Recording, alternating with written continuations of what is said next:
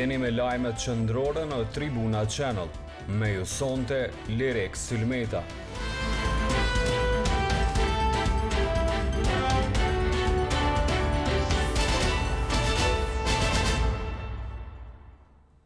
Zonja dhe zotrin mirë mbrëma, ky është edicioni informativ i lajmeve qendrore në Tribuna Channel.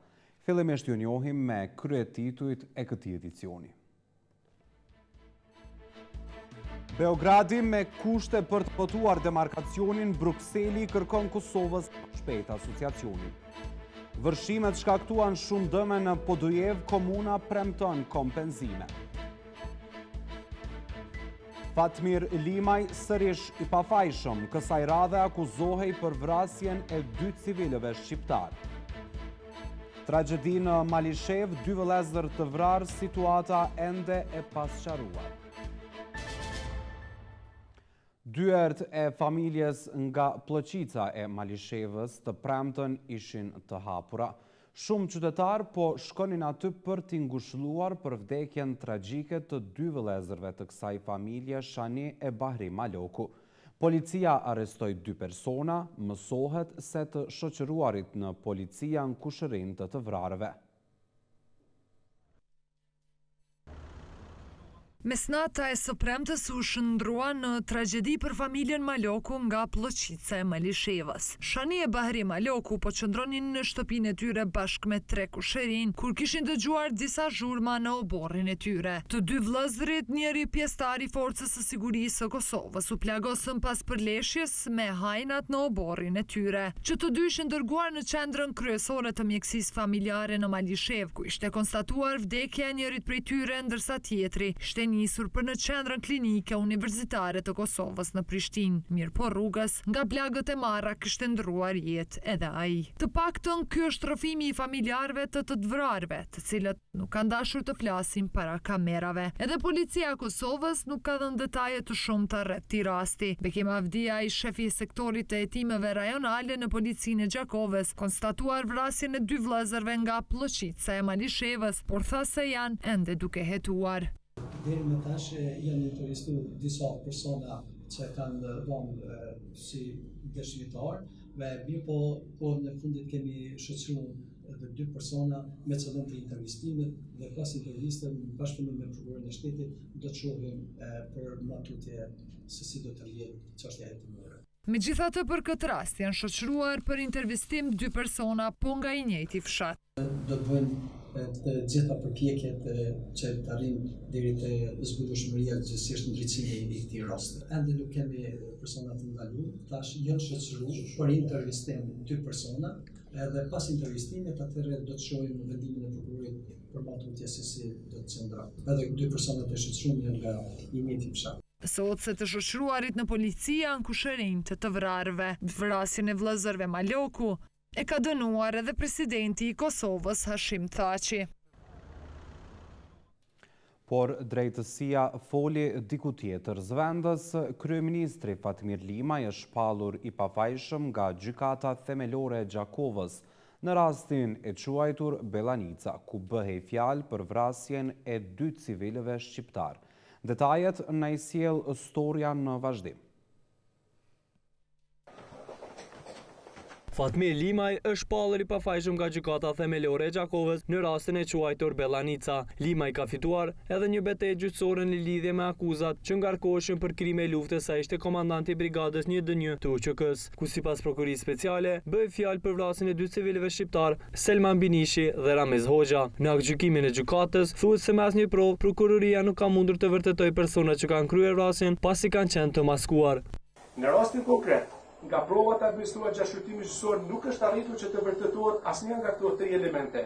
E kjo për faktin se fillimisht nuk është vërtetuar se kush ishin kryesit, të cilët i kishin provuar nga jeta të ndjerit Ramiz Hoxha dhe Selman Binishi, pasi të njëjtit kanë qenë të maskuar. Gjykata nuk ka arritur në asnjë provë të vërtetojë se këta persona të maskuar a kanë pasur kontakte me Limajin gjatë luftës dhe se këta persona nuk dihet sa ishin pjesëtar të UÇK-s. Gjykata me asnjë provë nuk mund të vërtetojë se akuzuri ka pasur përgjegjësi e provës me këta persona të maskuar, nuk ka arrit të vërtetojë se i akuzuri ka qenë djeni se personat e maskuar ishin duke përgatitur aktin kriminal, si edhe me qenë se ata ishin të pa identifikuar dhe nuk është arritur me asnjë provë që të vërtetohet se ka pasur kontakt me ata persona edhe të paraqes për ndëshkimin e tyre. Sipas akuzës të ngritur nga prokuroria speciale në vitin 2016, rasti ka të bëjë me vrasjen e 2 civilëve, Ramiz Hoxha nga fshati Bellanis dhe Selman Binishi nga fshati Banj. Komuna e Malishevës, të cilë me datën 2 tetor 1998 janë marrë në afërsitë të xhamisë së fshatit Bellanis dhe janë ekzekutuar në hyrje të fshatit Kravasari të Malishevës. Ndrojmë temë të informacionit, rreshjet e shiut dhe shkrirja borës ditëve të fundit ka shkaktuar vërshime në disa pjesë të vendit. E këtyre vërshimeve nuk i shpëtoi as komuna e Podujevës. Sipas zyrtarit për media në këtë komunë, ekipi komunal i emergjencës gjatë gjithë kohës ka qenë në terren për të intervenuar në zhbllokimin e shtretërve të lumenjve, evitimin e dëmeve dhe evakuimin eventual të qytetarëve.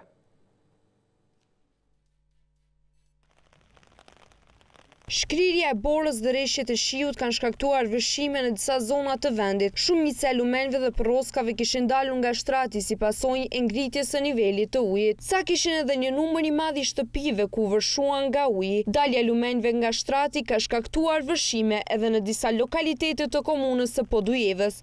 Një problem që na shkaktuar që nuk e kemi pritur ka qenë shkarkimi i papritur i madh i ujit nga liçeni i Batllavës, sidomos gjatë ditës shtunë dhe të diel. Kështu që gjatë ditës së diel, derisa në pjesë tjera të komunës sonë, lume tjerë vjen kthyer në shtrat, lumi që shkon nga liçeni i Batllavës atë ditë ka pas vëllimin më të madh ujit dhe ka vërshuar disa shtëpi në përgjatë shtratit atij lumit në fshatin Batllav, në fshatin Gërdos dhe në fshatin Bellopoj. Elezi mes tjera shtot se ekipi komunal i emergjencës gjatë gjithë kohës kanë qenë në terren për të intervenuar në zhbllokimin e shtretërve të lumenjve, evitimin e dëmeve dhe evakuimin eventual të qytetarëve. Kemi pas 2 raste evakuime të përkohshme. Familjet të cilat oborët e tyre kanë qenë të vërshuara, ekipi komunal bashkë me zjarfisë ka shkuar dhe u ka ofruar mundësi edhe evakuimi. Por thash krejt 2 raste kanë pas kur familjet kanë pranuar të evakuohen përkohësisht, por që situata ka qenë e menaxhueshme. Mes tjerash, Elezi thotë se me investimet e bëra nga komuna në zgjerimin e lumenjve dhe pastrimin, është menjanuar rreziku i vërshimeve të përmasave më të mëdha. Por zakonisht të gjitha ato lokalitete, shtëpi që ishin afër lumenjve, ishin më të rrezikuara, kishte depërtim të ujit nëpër bore në disa vende. Por që për fat të mirë, në komunën tonë, na gjatë 2-3 viteve të fundit kemi bërë investime të mëdha në trajtimin e lumenjve, në pastrimin dhe zgjerimin e tyre. Vetëm gjatë 2-3 viteve të fundit, në vitin 2017, 16 dhe 15, dikun 45 kilometra shtretër të lumenjve i kemi pastruar dhe zgjeruar. Vërshimet kanë shkaktuar probleme më të mëdha për banorët e lagjes Tovolani në hyrje të qytetit, Zveçel, Balloc, Shtedim dhe fshatrat e tjera përgjatë rrjedhave të lumenjve. Ndërkohë, profesorët në UP marrin paga tepër të larta e janë rreth 300.000 euro të buxhetit pagesa për profesorët që po vlerësohet se janë bërë gabimisht. Ka trahur në gjithë aspektet në UP. Ndiqeni për më shumë storje në vazhdim. Komisioni për mbikëqyrje financiare ka shqyrtuar raportin e auditorit për vitin 2016 për Universitetin e Prishtinës. Raporti i cili ka gjetur disa mangësi në sektorin financiar, përkatësisht për pagat e profesorëve dhe për mjetet e paguara gabimisht. Antari i komisionit nga radhët e PDK-s, Andjen Hoti, ka thënë se shpenzimet prej 296.000 euro janë evidentuar si të paguara gabimisht. Të gjetët kryesore të pasqyrave financiare vjetore janë shpenzimet në vlerë prej ashtu siç e thash 296.614 euro ishin buxhetuar dhe paguar gabimisht në kategoritë jo adekuate. 2 pagesa në vlerë të përbashkët 229.244 euro, të cilat sipas natyrës së përkatësisë modrave dhe shërbimeve ishin buxhetuar dhe paguar gabimisht nga investimet kapitale. ndërsa e dyta dy pagesa tjera me vlerë të përbashkët 67.370 euro, të cilat i përkasin investime dhe kapitale, ishin buxhetuar dhe paguar gabimisht nga madhurat dhe shërbimet. Antari i komisionit nga radhët e AAK-s Muharrem Nitaj ka thënë se mbeten shqetësuese pagesat për profesor. Disa prej profesorëve sipas tij kanë realizuar paga me mijëra euro. Ai ka thënë se disa profesorë të fuqishëm kanë marrë paga enorme dhe ka pyetur rektorin Dema se a vazhdojnë të marrin ende paga me mijëra euro. Ka pas profesor që kanë marrë nga disa mijëra euro, duke u mundësuar që ta kenë normën e plot 6 orë plus një normë tjetër 6 orë plus një gjysmë norme e tjera. Dhe për gjitha këto janë paguar duke përfshirë këtu edhe angazhimin e tyre në mentorimin e temave të diplomave të niveleve të ndryshme të studimit. Rektori Marian Dema ka siguruar se në UP nuk bëhet ndonjë gabim me qëllim. Zyrtarët e UP-s pohuan se ky universitet publik ka rreth 500.000 euro borxhe të njohura me gjykat për profesorët e larguar nga ish rektori. Sundimi i ligjit duhet të jetë në funksion të garantimit të vlerave kushtetuese. Kështu po thonë krerët e lartë të shtetit derisa po bëjnë me dije se janë duke u ndërmarrë reformat për integrimet euroatlantike. E dikush po kërkon që primare të jetë luftimi i korrupsionit. Presidenti i Kosovës Hashim Thaçi ka thënë se rishikimi i sektorit të sundimit të ligjit duhet të jetë në funksion të garantimit të vlerave kushtetuese dhe në funksion të gjithë qytetarëve pa dallim. Republika e Kosovës si shtet më i ri në familjen evropiane është shtet demokratik që qeveriset përmes institucioneve të saj legjislative, ekzekutive dhe gjyqësore të bazuara në parimin e ndarjes së pushteteve. Sundimi i ligjit është obligim kushtetues dhe parakusht themelor për të siguruar që secili qytetar i Republikës së Kosovës është i barabartë para ligjit. Kryetari i Kuvendit Kadri Veseli tha se Kosova ka bërë progres në sektorin e drejtësisë edhe pse ka nevojë ende për efikasitet në këtë sektor. Ne jemi të vendosur që të përmbushim çdo kriter i cili ka të bëjë me lëvizjen e shtetit tonë të pavarur dhe sovran drejt integrimit në Bashkimin Evropian. Do të përmbushim çdo kriter i cili është vënë para neve si shtet, ne do të presim mirëkuptimin e vendit të Bashkimit Evropian. E kryeministri po thotë se sundimi i ligjit është prioritet i qeverisë së Kosovës dhe se kjo fundit është duke ndërmarrë reformat për integrimet euroatlantike. Qeveria, duke pas prioritet pra avancimin e sistemit drejtësisë, e ka pa të arsyeshme pra një studim mirëfillt të krejt sektorit, që sot shihet se ky rishikim funksional pra i sektorit të sundimit ligjit është në linjë me objektivat tona strategjike edhe në funksion zbatimit të obligimeve të Republikës Kosovës ndaj proceseve integruese, pra euroatlantike. E zëvendës ambasadorja e SBA-s po kërkon që të adresohet korrupsioni. Ju nxis që ta rishikoni këtë proces dhe t'i vëni vëmendje atyre çështjeve që janë më të rëndësishme si mjete, më të qarta për adresimin e korrupsionit. Ministri i Drejtësisë Abelar Tahiri tha se rishikimi funksional i sektorit të sundimit të ligjit është i bazuar në disa parime të përcaktuara nga qeveria e Kosovës, në mes të cilave janë identifikimi dhe përcaktimi i objektivave strategjike për sundimin e ligjit, me fokus në rritjen e efikasitetit të institucioneve në zbatimin e tij. Libor Çalt, zëvendës shef për bashkëpunim në zyrën e BE-s, tha se autoritetet kosovare nuk duhet të humbasin kohë për reformat e agjendës evropiane. Kuvendi i Kosovës në javën që vjen do të ketë 2 ditë vazhdime të seancës dhe të njëjtën një seancë të re, por në asnjërin nuk do të shqyrtohet çështja e demarkacionit me Malin e Zi, pasi mungojnë votat. Kryeparlamentari po thotë se sikur të kishte një reflektim nga lëvizja vetëvendosje, do të kishin thirrur menjëherë një seancë.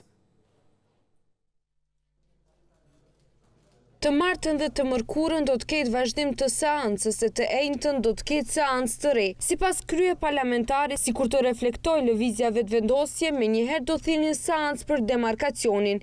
Shumë shpejt presim reflektim edhe të kolegëve opozitar, ka shenja të mira, po besojmë se do të arrijmë shpejt konsenzusin. A interes qytetarëve, është mirën e shtetit edhe besoj se kemi me pas shpejt një vendimarrje. Për arsye se po duhet konsenzusi, na duhen edhe disa vota, vetëm një reflektim pak ma qytetar i një pjesë të lëvizjes vetëvendosja dhe kishëm shku drejt në seancë. Mënyrën ma pozitive po plasë. Sipas tij, Kosova është në rrugë të mbarë në rrugtimin Euro-Atlantik.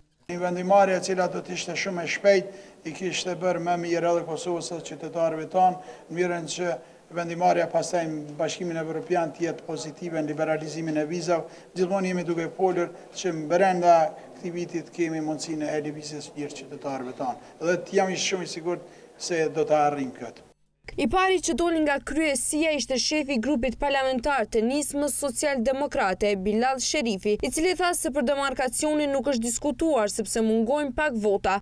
Jo, për te nuk është folë, sepse ju e dini që Taliban nuk është sekret publik që mungojnë 2-3 vota. Ato, si duket, nuk janë siguruar ende dhe përdes ato nuk siguruar nuk thirët vazhdimi s'kaku nuk ka gati shmëri që të thirët. Seanca para se të ketë siguri se po ditën do të votohet. Për ndryshe, në vazhdimin e seancave dhe seancën e re janë 52 pika të rendit të ditës. Lidhja Demokratike e Kosovës në konferencën e rregullt javore ka bërë të ditur se kjo parti është duke punuar në hartimin e një platforme të re qeverisëse. Shefi i grupit parlamentar të kësaj partie, Abdullah Hoti, tha se vetëm LDK ka mbetur gardiane e shtetit ligjor në Kosovë, duke bërë të ditur se po përgatitëm për zgjedhje të reja. Në këtë situatë, kur shumica parlamentare është e ndarë, zgjidhja e duhur janë zgjedhjet e reja. Një çështje e mbetur pezull është demarkacioni. Me lejoni të përsërisë se LDK-ja përkrah këtë marrëveshje. Pas votimit të demarkacionit, qeveria duhet të japë dorëheqje. Parlamenti duhet të shpërndahet dhe ne të shkojmë në zgjedhje, tha Hoti. Ai ka folur edhe për mungesën e punës së Kuvendit të Kosovës, duke thënë që janë 4 seanca të hapura në pamundësi për të përmbyllur për shkak se koalicioni është i shpërndar. Në këtë konferencë, Hoti kërkoi edhe shfuqizimin e vendimit të qeverisë për pagesën e rrymës banorëve të veriut. Sa ishte në opozit, Haradina ju premtoi përkrahje dhe se nuk do Ministri Serb i Mbrojtjes Aleksandar Vulin ka kërkuar që lista serbe të rrezojë qeverinë e Kosovës nëse nuk formohet bashkësia komunave me shumicë serbe. Ai tha se marrëveshja e asociacionit është arritur në Bruksel dhe nga ajo nuk do të ndryshohet asnjë pikë. Nëse Prishtina nuk është në gjendje ta zbatojë marrëveshjen për asociacionin, atëherë lista serbe duhet ta rrezojë qeverinë. Nëse ata nuk janë në gjendje të mbajnë fjalën, atëherë duhet të ketë zgjedhje. Asociacioni është marrëveshje e Brukselit dhe nuk mund të rinegocohet, tha ministri serb. Sipas Vulinit, nëse ndërkombëtarët nuk reagojnë, atëherë Serbia duhet ta shqyrtojë pozicionin e saj. Edhe presidenti serb Aleksandar Vučić gjatë ditës së djeshme tha se asociacioni duhet të themelohet. Madje paralajmëroi që nëse një gjë e tillë nuk ndodh, do të shqyrtohet edhe dialogu Kosovë-Serbi.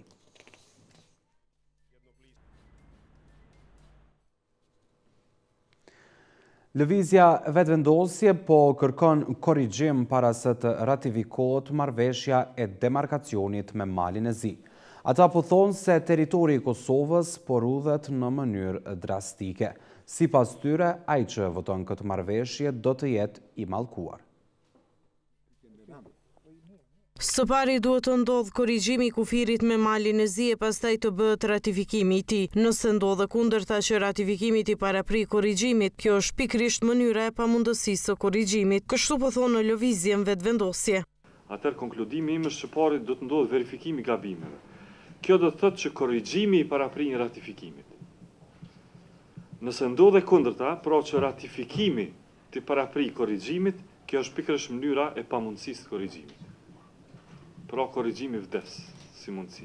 Ali Lajqi, deputet nga lëvizja vetëvendosje dhe ish antar i Komisionit Qeveritar për përcaktimin e kufirit me Malin e Zi, thotë se pika e kufirit është në çakor.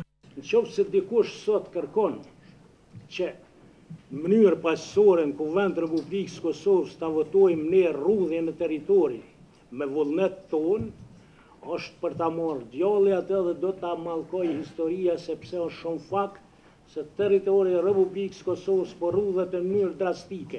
Ratifikimi i demarkacionit sipas liderit të vetëvendosjes Albin Kurti mund të bëhet ditën që Kosova e përmbush edhe kriterin tjetër për liberalizim, siç është luftimi krimit të organizuar dhe korrupsionit. Kemi edhe dy propozime për gabim hap. Propozimi i parë për gabim hap është që spari duhet bëhet ratifikimi i kësaj marrëveshje me gabime e më pastaj korrigjimi i gabimeve. Kjo është gabim në hap. Kur ka gatishmëri nga mali zi për të biseduar, e kur ka gatishmëri nga presidenti Dhaçi për të pranuar gabimin, së pari vjen korrigjimi e pastaj ratifikimi. Profesori Zejnullah Gruda, i cili ka qenë edhe pjesë e komisionit Bulliqit, thotë se kanë fakte të cilat nuk mund t'u arrëzoj askush. Nuk është e vërtetë se s'kemi fakte. Ne kemi ja fakte cilat nuk ka me mujt mirëzu kur kushi. Kur, sa të ketë njerëzi. Këto të ta kanë pastër. Neve kem vërtetu se rrugën deri në kullë kem ndërtu me porosit tonë, me ndërmarrje që ne i kem angazhu, paret që ne i kem pagu. Vetëvendosje kërkoi që të mbahet edhe një konferencë ndërkombëtare e lidhur me procesin e përkufizimit dhe shënimit të kufirit në Kosovë, regione më gjerë, si rast për shpalosjen e gjithë së vërtetës. Maja Kociancic, zëdhënësja e përfaqësuesës së lartë Federica Mogherini, ka thënë se asociacioni komunave me shumicë serbe duhet të implementohet pa vonesë. Ndërkohë, ajo ka paralajmëruar vazhdimin e dialogut mes Prishtinës e Beogradit në nivel teknik pas 10 ditësh. Nga fillimi kemi qenë të qartë prej dy palëve që asociacioni komunave me shumicë serbe duhet të implementohet pa asnjë vonesë. Kjo ka të bëj me të gjitha marrëveshjet që nuk janë implementuar, siç është edhe ajo për energjetikën, ka thënë Kociancic për mediat serbe. Ajo ka thënë se raundi i ri i dialogut teknik do të mbahet nga data 19 deri më 21 mars në Bruksel.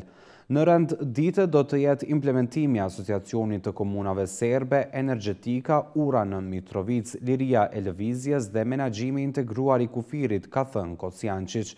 Pala serbe nga dje ka filluar të akuzoj Kosovën se nuk po implementon marrëveshjen për krijimin e asociacionit, duke thënë se kjo nënkupton që Kosova po e braktis dialogun.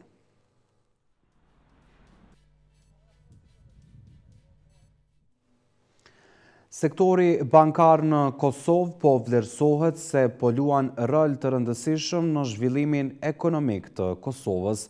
Kështu po cilësohet në javën ndërkombëtare të paras që po organizohet nga Banka Qendrore e Kosovës. Sistemi bankar në Kosovë po vlerësohet se po zhvillon më së shumti Kosovën. Ai luan rol të rëndësishëm në zhvillimin ekonomik, sipas ushtruesit të detyrës së guvernatorit të bankës, Femi Mehmeti, me rastin e fillimit të shënimit të aktivitetit të javës ndërkombëtare të paras, e cila po organizohet nga Banka Qendrore e Kosovës, u fol rreth arritjeve të sistemit bankar në vend. Vlera e kredisë sektorit bankar në fund të vitit 2017 ka shënuar rritje prej 2.48 miliard euro. Aktiviteti i kredidhënies sektorit bankar ka vazhduar me trend rrethës në vitin që e lan pas. Dhe kjo ka ndikuar, faktikisht ka shërbyer që sektori bankar të jetë një prej financuesve kryesor të ekonomisë. Gjithsej vlera e kredive të sektorit bankar në fund vitit 2017 shëroi 2.48 miliard euro, apo me një rritje vjetore prej 11.5%. Rritja qëndrueshme e kreditimit vazhdon të financohet kryesisht prej depozitave, të cilat mbledhen nga brenda dhe se kanë shënuar vlerën 3.1 miliard euro, ose me një rritje vjetore prej 6.7%. Rritja e vazhdueshme e depozitave në sektorin bankar dëshmon se ka potencial, qytetarët e Kosovës kanë potencial të mjaftueshëm për të kursyer dhe njëkohësisht kjo tregon edhe besueshmërinë që sektori bankar e ka të publiku. Po ashtu, edhe sektori i sigurimeve ka shënuar një rezultat financiar pozitiv prej 6.9 milion euro, i cili mundson Kosovën me letë të marrë kartonin e gjelbërt. Po edhe kjo nuk, për neve do të mundohem të gjejmë zgjidhje që përmes ndonjë shteti tjetër ta shesim kartonin e gjelbërt, kemi marrë hapa konkrete drejtim dhe presim që të kemi rezultat pozitiv. Sipas Mehmetit, këto aktivitete ndahen në 3 faza, të cilat u dedikohen fëmijëve, studentëve dhe po ashtu faza e tretë i dedikohet studentëve të Universitetit të Prishtinës, të cilët nëpërmjet një konkursi me emrin Video për edukim financiar ka për qëllim promovimin e edukimit financiar. Banka Qendrore e Kosovës do të lancojë edhe portalin për edukim financiar, ku mund të gjenden materiale të ndryshme rreth kësaj fushë. Shikues të nderuar, këtu po e përfundojmë këtë edicion lajmësh duke lënë në shoqëri me emisionin sportiv Arena. Në orën 20:45 ju pret emisioni Lemza, ku sjell në detaje jetën e tashme ambasadorit Arpër Vlahiu. Për më shumë informacione, vizitojeni webfaqen tonë gazeta.tribuna.com e me po të njëjtin emër edhe në Facebook. Deri në takimin tonë të radhës, mirëmbëngjes.